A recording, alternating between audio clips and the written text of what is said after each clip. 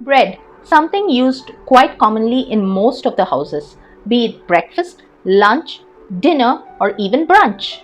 If you are someone who has bread, then this hack is going to be a bonus tip for your kitchen.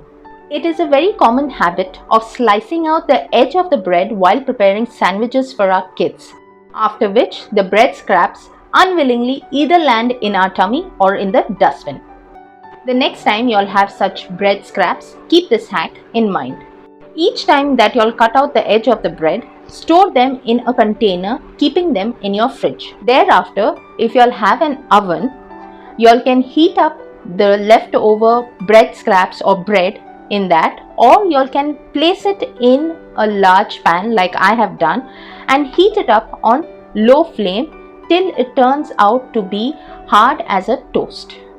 Ensure that you keep switching sides to avoid the leftover bread from burning. The next step after this is very easy.